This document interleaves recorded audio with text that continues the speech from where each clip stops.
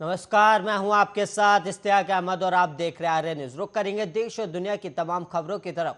तमिलनाडु और पुडुचेरी में लगातार हो रही भारी बारिश के कारण जनजीवन अस्त व्यस्त हो चुका है और वहीं दर्जनों कच्चे पक्के मकान ढह गए और हालात को देखते हुए प्रशासन ने 10 और 11 नवंबर को स्कूल कॉलेज में अवकाश का ऐलान कर दिया है। और वहीं मुदेरू के डीसी अनीश शेखर ने मंगल रात तिरुमंगलम के करीब स्थित ऊंचा पट्टी के श्रीलंकाई रिफ्यूजी कैंप का मुआयना भी किया और यहां लगातार हो रही बारिश के कारण दर्जनों मिट्टी के घर ढह गए और तमिलनाडु में लगातार हो रही बारिश के कारण अब तक 5 लोगों की मौत हो चुकी है और वहीं 538 झोपड़ियां और 4 पक्के मकान क्षतिग्रस्त हुए और राज्य के राजस्व और आपदा प्रबंधन मंत्री KKSSR रामचंद्रन ने यह जानकारी दी और आशंका जताई कि मृतक संख्या बढ़ सकती है और उन्होंने कहा कि राज्य में पिछले 24 घंटे में औसतन 16.84 मिलीमीटर बारिश हुई है और इस दौरान चेंगलपेट जिले में सर्वाधिक बारिश दर्ज की गई और तमिलनाडु और पुडुचेरी में लगातार हो रही बारिश के कारण जनजीवन अस्त व्यस्त है और दर्जनों कच्चे मकान ढह गए और हालत को देखते हुए प्रशासन ने 10 और 11 नवंबर को स्कूल कॉलेज में अवकाश का ऐलान कर दिया है। और वहीं आपको बता दें कि वहां का मुआयना भी किया गया और बारिश के कारण अब तक 5 लोगों की मौत हो चुकी है और वहीं 538 झोपड़ियां और 4 पक्के मकान क्षतिग्रस्त हुए हैं।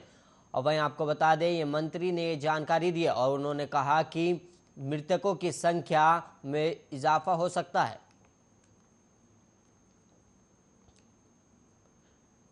अब वहीं यूपी के कानपुर में जीका वायरस की तबाही थमने का नाम नहीं ले रही और जानकारी के मुताबिक जिले में 16 और नए मरीज मिले और कानपुर में अब तक जीका वायरस के 105 मरीज सामने आ चुके हैं और 16 नए मरीजों में 2 गर्भवती महिलाएं भी शामिल है। और बढ़ते जीका वायरस के मामलों के मद्देनजर हालातों का जायजा लेने के लिए सीएम योगी आदित्यनाथ भी आज कानपुर के दौरे पर रहेंगे। और वहीं आपको बता दें कि CM Yogi Adityanath Kanpur development authority auditorium में जिले के स्वास्थ्य अधिकारियों के साथ बैठक भी करेंगे और इस बैठक में योगी जीका वायरस से निपटने की तैयारियों की समीक्षा भी करेंगे और इसके अलावा सीएम योगी जीका वायरस प्रभावित इलाकों का भी दौरा करेंगे और यहां योगी जीका वायरस से संक्रमित मरीजों के परिजनों से मुलाकात करेंगे। और जीका एक मच्छर से फैलने वाला वायरस है जो एडिस एजिप्टी नाम की प्रजाति के मच्छर के काटने से फैलता है। और वहीं विश्व स्वास्थ्य संगठन के मुताबिक मच्छर आमतौर पर दिन के दौरान काटते हैं और ये वही मच्छर है जो डेंगू चिकनगुनिया फैलाता है। हालांकि ज्यादातर लोगों के लिए जीका वायरस का संक्रमण कोई गंभीर समस्या नहीं है, लेकिन ये गर्भवती महिलाओं के लिए खास तौर से भ्रूण के लिए खतरनाक हो सकता है।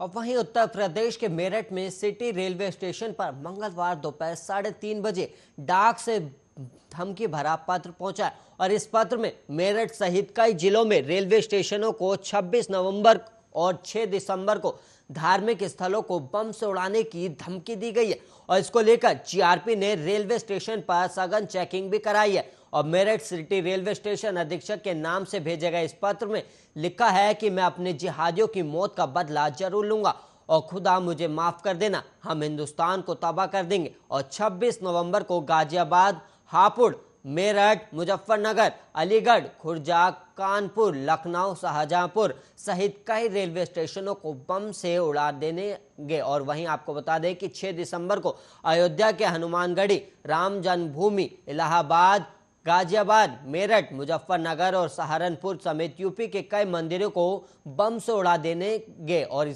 हालांकि इससे पहले 3 धमकी भरी चिट्ठी रेलवे स्टेशन पर आई है और इस पत्र को पढ़ने के बाद स्टेशन अधीक्षक आरपी सिंह ने जीआरपी थाने में एफआईआर दर्ज कराई और इसके बाद जीआरपी और आरपीएफ ने बम डिस्पोजल की टीम को लेकर रेलवे स्टेशन पर चेक इन अभियान चलाया। और वहीं बताया है कि मंगलवार दोपहर में डीआरएम डीमी गर्ग ने रेलवे स्टेशन का निरीक्षण भी किया था और जीआरपी प्रभारी विजयकांत सत्यार्थी ने बताया कि संवेदनशील मामले को देखते हुए शाम को सभी ट्रेनों में चेकिंग भी कराई गई और वहीं प्लेटफॉर्म पर मेटल डिटेक्टर की मदद से यात्रियों के सामान की भी चेकिंग की गई है।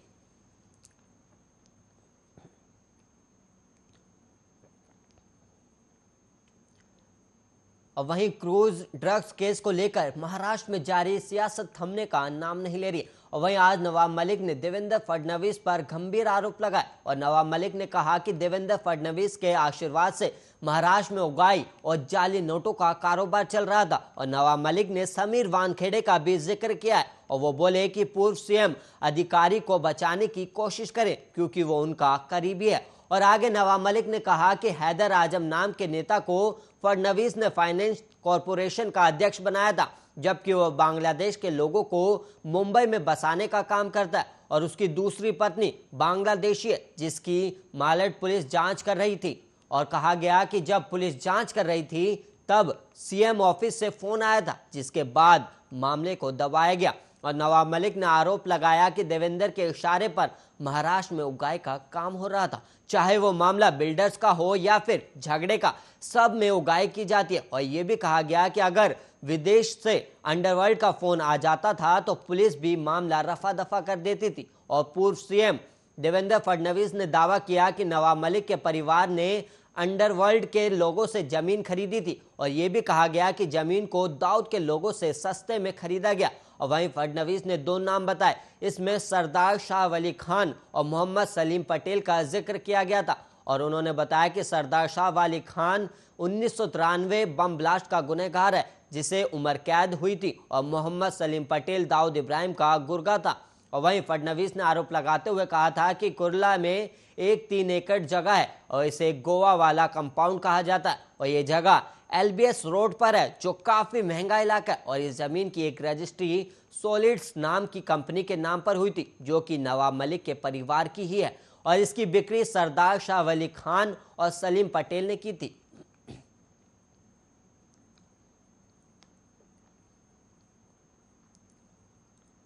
और वहीं फ्रेंच मीडिया में राफेल डील के लिए कमीशन देने के खुलासे के बाद सियासत तेज हो गई। मंगलवार को बीजेपी ने कांग्रेस को घेरते हुए कहा कि यह कमीशन यूपीए सरकार में दिया गया था और इसके साथ ही बीजेपी ने यह भी कहा कि इंडियन नेशनल कांग्रेस का नाम आई नीड कमीशन होना चाहिए। और पलटवार करते हुए कांग्रेस ने सवाल किया कि फ्रेंच रिपोर्ट में दावा किया गया है कि सीबीआई और ईडी के पास 2018 से इस बात की जानकारी थी कि दरवेशियन ने बिचौलिए को कमीशन दिया, उसके बाद भी मोदी सरकार ने जांच शुरू क्यों नहीं की और आरोपी को क्यों बचाया। और कांग्रेस ने इस मामले की जांच के लिए जेपीसी गठित करने की भी मांग दोहराई है। और मंगलवार को बीजेपी प्रवक्ता संबित पात्रा ने राहुल गांधी को आड़े हाथों लेते हुए कहा कि वो लगातार राफेल की खरीद को लेकर मोदी सरकार के खिलाफ झूठ फैला रहे थे। और पात्रा ने यह भी कहा कि फ्रेंच मीडिया ने दावा किया है कि यह कमीशन 2007 से 2012 के बीच दिया गया था और इसलिए राहुल को इस पर जवाब देना चाहिए। और वहीं कांग्रेस सांसद राहुल गांधी ने ट्वीट कर लिखा कि जब सत्य साथ है तो फिक्र की क्या बात है। और उन्होंने कांग्रेस कार्यकर्ताओं से अपील करते हुए कहा कि भ्रष्ट केंद्र सरकार के खिलाफ ऐसे ही लड़ते रहो।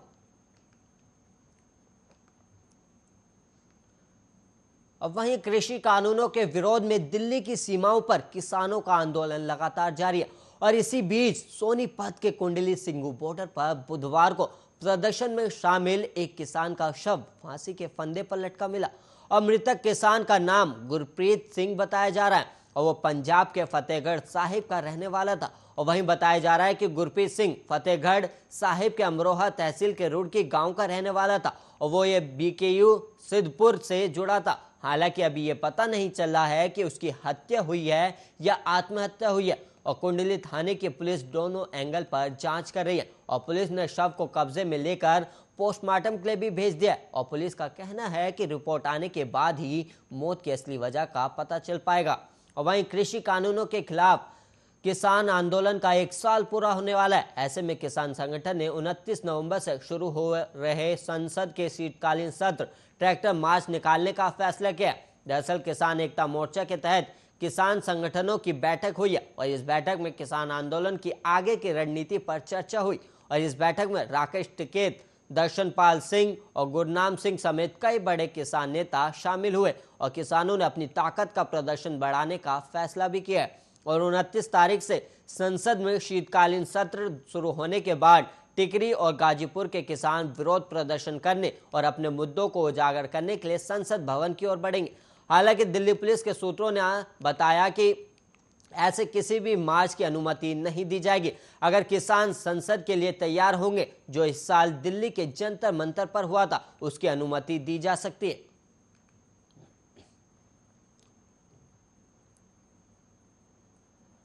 और वहीं लोक आस्था के 4 दिवसीय महापर्व छठ की पूजा आज की जाएगी और वहीं शाम के समय डूबते हुए सूर्य को वर्ती नदी या तालाब में खड़े होकर अर्घ्य देंगे और गुरुवार को उगते हुए सूर्य को अर्घ्य देने के साथ ही छठ पूजा का समापन हो जाएगा। और वहीं सोमवार को छठ पूजा नहाय खाए के साथ शुरू हुई थी और मंगलवार को खरना और आज तीसरे दिन शाम के समय डूबते हुए सूर्य को अर्घ्य दिया जाएगा और कल सुबह उगते हुए सूर्य को अर्घ्य दिया जाएगा। और पूर्वांचलियों का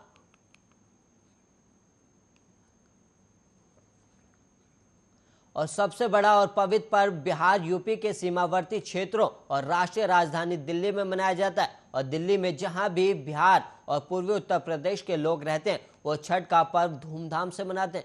फिलहाल राष्ट्रीय राजधानी दिल्ली में छठ की अनुपम छटा बिखरी हुई है और कोरोना की लहर कमजोर होने के बाद यहाँ लोगों में छठ का उत्साह देखते ही बन रहा है। हालांकि यमुना में जहरीली झाग के बीच श्रद्धालु के स्नान करने की तस्वीरें बीते दिन वायरल भी हुई थी, जिसे देखकर हर कोई दहल गया था। और वहीं आपको बता दें कि दिल्ली सरकार ने यमुना घाट पर छठ पूजा की अनुमति नहीं दी है और दिल्ली सरकार द्वारा कई जगहों पर घाट बनाए गए और जहां वर्ती सूर्य देव को अर्घ्य देंगे। और वहीं बता दें कि यमुना नदी के घाट पर छठ पूजा की अनुमति न देने के दिल्ली सरकार के फैसले के खिलाफ दाखिल की गई याचिका पर सुप्रीम कोर्ट में सुनवाई हो सकती है। और वहीं याचिकाकर्ता द्वारा मांग की गई कि कोर्ट दिल्ली सरकार को यमुना किनारे पूजा करने वाले श्रद्धालुओं पर केस दर्ज न करने का आदेश दे।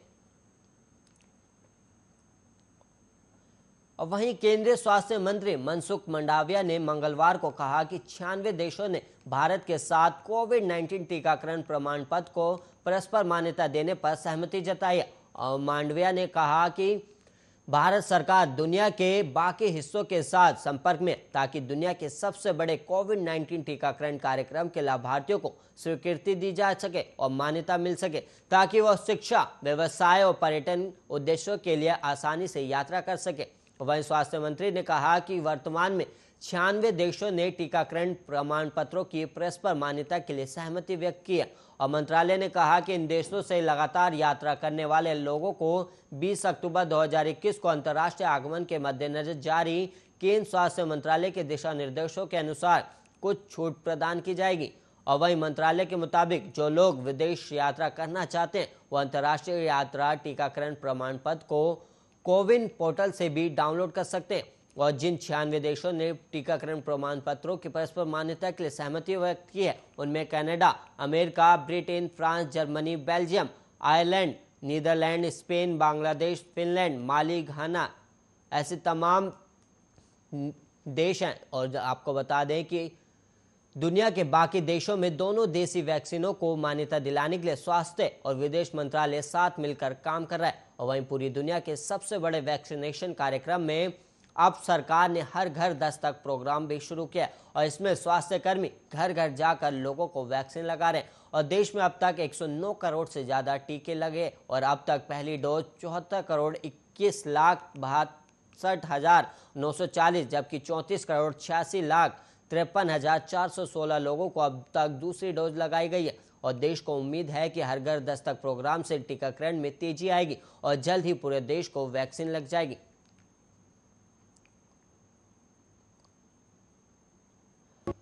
छठ पूजा का महत्व की गरिमा सिर्फ पूर्वांचल में ही नहीं बल्कि पूरे भारत में, और 4 दिनों का ये त्योहार बड़े ही हर्षोल्लास से मनाया जाता है। लेकिन इस बीच आपके मन में सवाल तो जरूर उठे होंगे कि आखिर छठ पूजा का महत्व इतना अधिक शास्त्रों में क्यों बताया गया और इसकी शुरुआत कब से हुई थी। तो आइए इस रिपोर्ट में आपको विस्तार से समझाते हैं।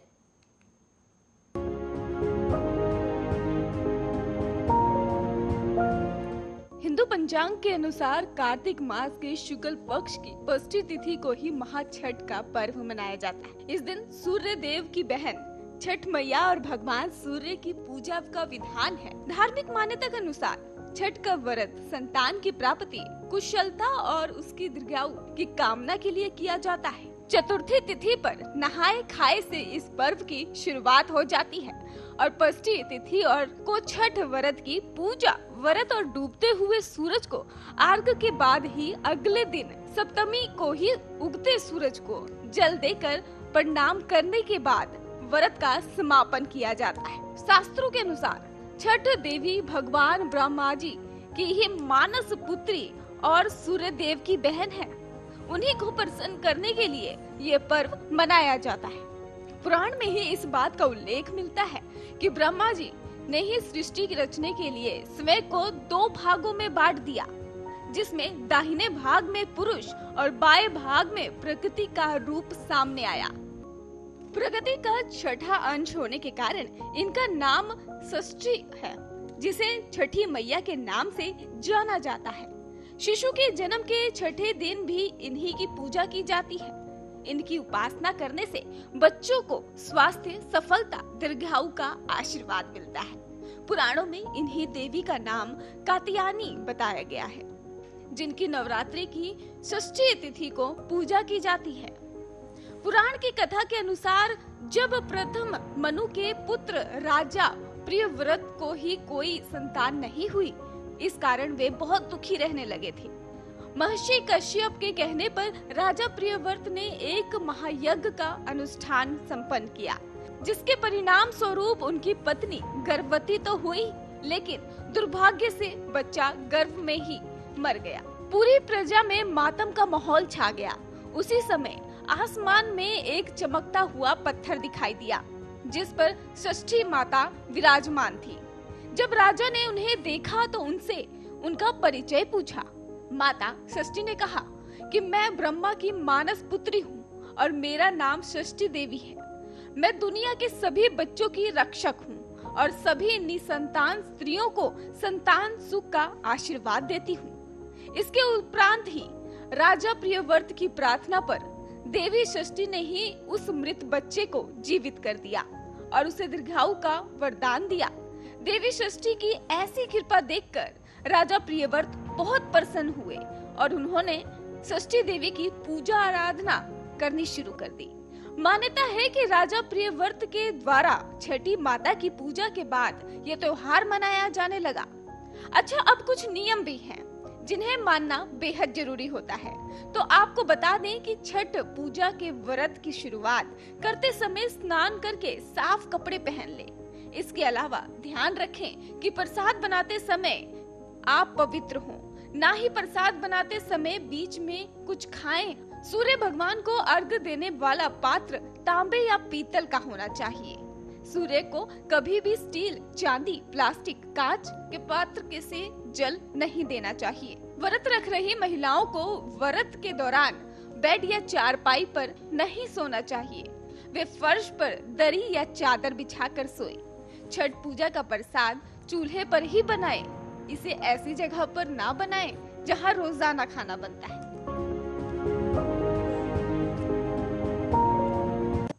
और वहीं पंजाब में जारी सियासी घमासान के बीच कैप्टन अमरिंदर सिंह की नई पार्टी और सिद्धू चन्नी के बीच टकरार, और कैसे बना पाएगी कांग्रेस पंजाब में सरकार या होगा पंजाब में तख्ता पलट। तो आइए देखिए हमारी स्पेशल रिपोर्ट।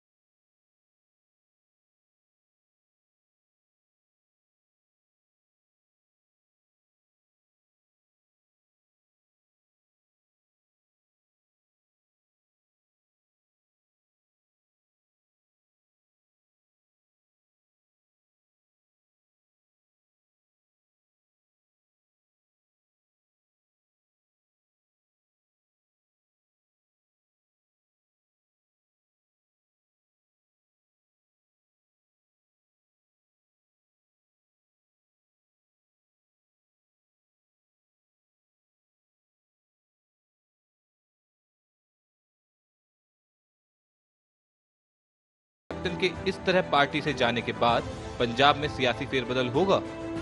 तो आइए जानते हैं इस रिपोर्ट के जरिए। सिद्धू और कैप्टन के बीच तकरार किसी से छुपी नहीं है, पर आलाकमान की इस पर चुप्पी हैरान करने वाली थी। कांग्रेस आलाकमान ने कैप्टन के ऊपर सिद्धू को चुना और कैप्टन के इस्तीफे के तुरंत बाद चन्नी को नया मुख्यमंत्री बना दिया गया, जिसके कुछ दिनों बाद सिद्धू ने पंजाब कांग्रेस पद से इस्तीफा दे दिया, जिसके बाद पंजाब कांग्रेस में दोबारा घमासान छिड़ गया। मामला सुलझाने के लिए दोनों नेताओं के बीच बैठक तो कराई गई।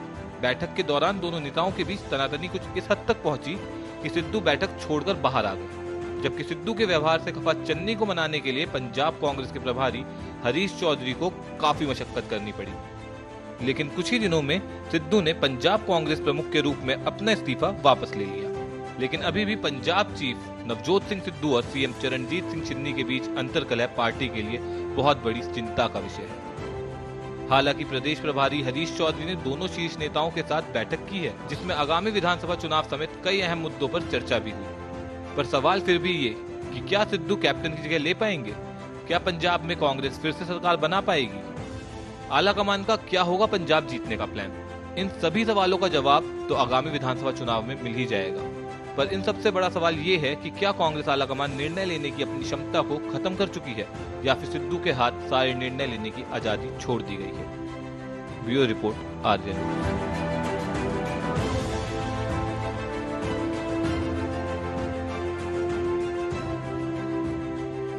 इसी के साथ इस बुलेटिन में इतना ही। ऐसे ही देश और दुनिया की तमाम खबरों के लिए आप बने रहिए आर्यन न्यूज के साथ।